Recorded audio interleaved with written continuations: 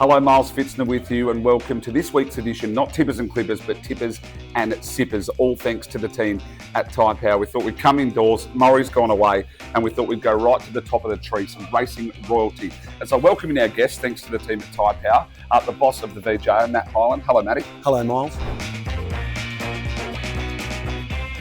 Hey, mate, thanks for joining us and having a cup of coffee.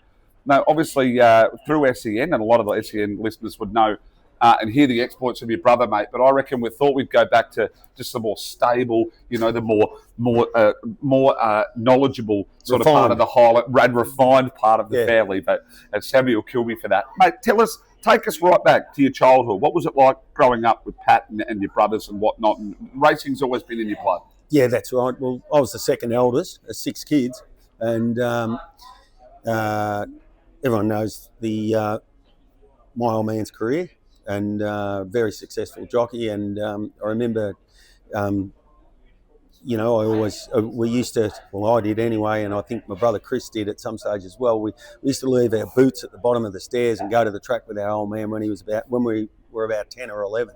So I've been going to Epsom training track when I was about 10 years old and spending the day at Jim Maloney's racing stables, and then Johnny Maloney, who's a great mate of mine, would bring me back home at 5 o'clock that night. So my induction into racing goes way back to, as a 10, 11-year-old kid. Then obviously transitioned to riding track work. I think I was riding track work at about 13 or 14. Was that the norm back then? Oh, not really, but it was for your family? There no rules in those days. Things were very, very different. You grew up going to the stables and that sort of thing, and I was fascinated by it. We used to go to. I remember going to the old Pakenham race course. Into the jockeys' room and scrubbing the gear for blokes like Normie Weymouth and all those sort of fellas. And I'm sure there's people of my age group that would probably remember the same thing, whose fathers were jockeys and would hang around the jockeys' room and kick up the arse here and there and whatever else. Anyway, that would sort of progressed on from that, where I remember saying to my mum and dad when I was about 14, I want to be a jockey. And most people thought in those days that you're going to be too big. Well, I was 41 kilos and I was getting told I was going to be too big. I said, I think I'll be okay.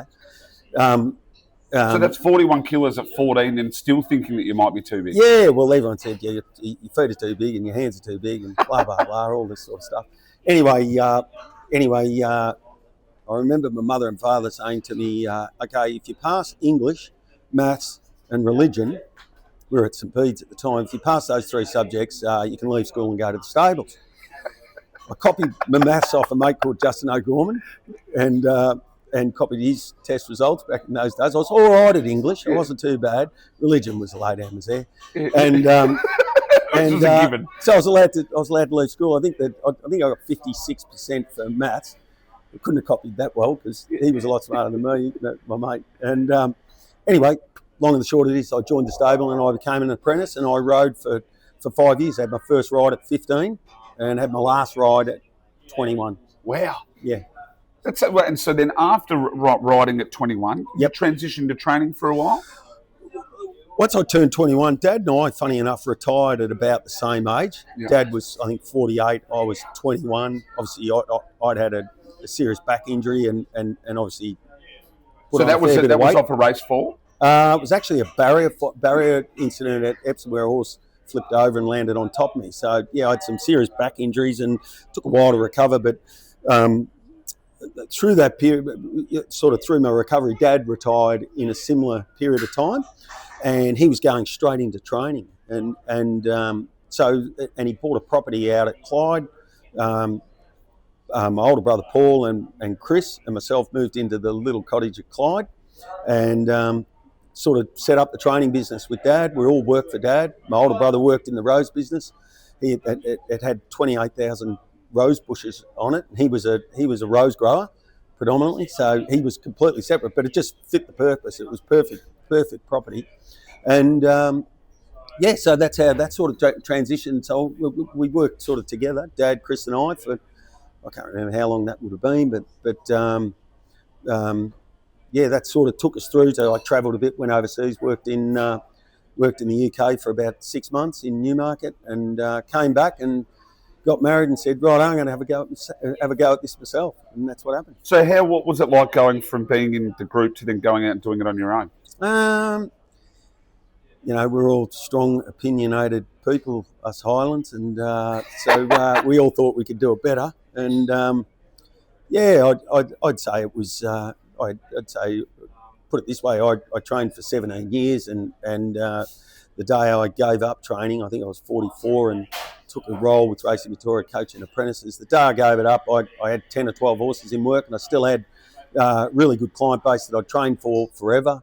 I had an adjustment business as well, which was going well. So I just sort of had one of those midlife crisis things where I thought, well, I've done my bit here. I'm probably not going to do any better. So I needed a new challenge. Into the next phase. So through the apprentices, and then you end up at the VJA. You're still there now and been there how long now? Close enough to 10 years? 10 years, yeah. 10 years at the VJA. I took over from Des O'Keefe back then, and Des did fantastic things for the VJA, and I guess, after 10 years and doing it for 10 years, I think one of the most important things that I think that if you're going to service a big chunk of people, which we've got, that are across all different levels, we've got people that are in top tier, middle tier and bottom tier. They're all doing the same job, all take the same risks, and all trying to make a living out of this industry. And so my view was always that you sort of it has to be sustainable. You have to be able, you can sort of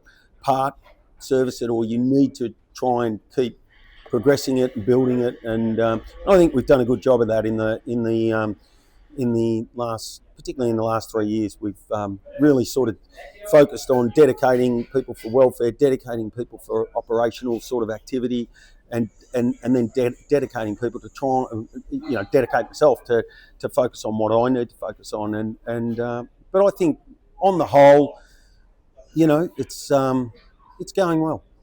Take us right back. Have you got a story for us involving maybe a horse or a plunge or something on the punt way back in the day, or even one that you're not necessarily involved in or may not have been, but have you got a good sort of punting story for us from back in the day? Well, just for pure clarity, the day I handed in my trainer's licence, I handed in my hunting licence, and I haven't had a bet for 15 years. And my wife says, I wish you could take the same approach to drinking wine, but that's not going to happen.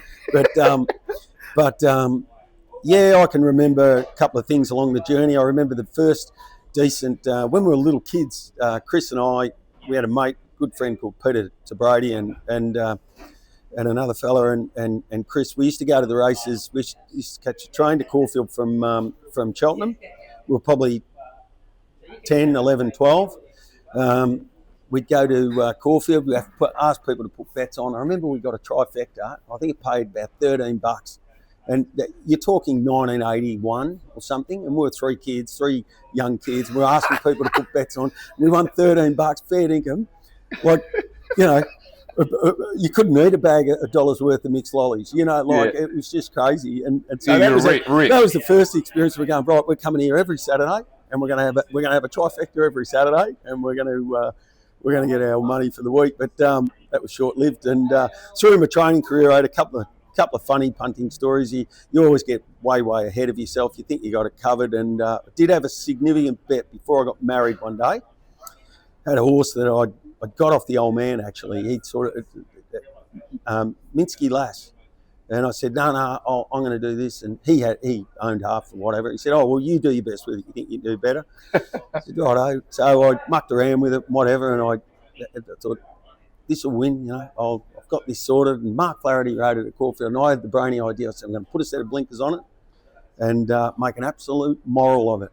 And I just never forget it. And it was, in that time, it was a decent result, and I'm certainly far from a decent punter or a big punter, but it was going to be all right for me. Yeah. And before you get married. To the front, charged to the front, shot about 3 in front, and I just never forget it. I thought, how easy is this? This is gold. But I had the blinkers on, couldn't see this thing come right down the outside, about 6 horses away from it, and nailed it on the line. I said, oh, well, there you go. And the old man looked at me. I remember going back down the mounting yard, and the old man looked at me and he goes, there's always one way to get beaten, isn't there? It certainly is. There you go. Hey, a couple of horses or a horse you like, maybe going through the spring, some colours you like, or a jockey to follow. Can we get a I know you're not big into the punting side No. or the actual following of the form these days, but you got a tip for us, maybe for a jockey to follow or some silks to follow throughout the spring? Yeah, well, I'd like to see that horse of Chris's, King Zephyr. I'd like to see it punch through the grades because I think that's a great story, and Chris has got a bunch of mates and our cousin in it. So I'd like to see what happens with it. It looks a nice horse. It does. It looks a nice horse. I reckon from, as I said, I probably don't follow it from a horse aspect as closely as a lot of others would. So you wouldn't be taking too many tips from me. But I think anything with a set of Yulong colours on going forward, I think that's going to be, they're just going to be massive players given the investment in bloodstock and all that sort of thing. You can just see it. The writing's on the wall that they're going to breed some terrific horses. So anything that goes around in anything, we got Moira going around the American horse, which they bought a couple out of couple of breeders stakes winners. So but King Zephyr, and we follow Yulong. I reckon that's the go. And then geez, we've got some great riders in Melbourne.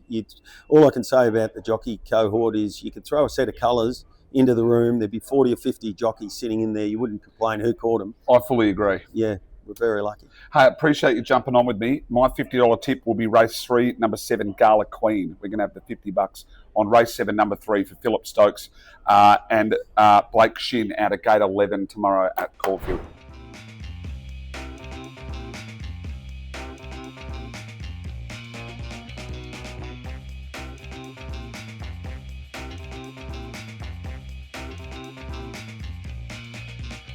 Appreciate you coming on, mate. Good on you, mate. For a Thank chat. you. All thanks to the team at Tyre Power. That's Tippers and Sippers. And we'll see you again next week.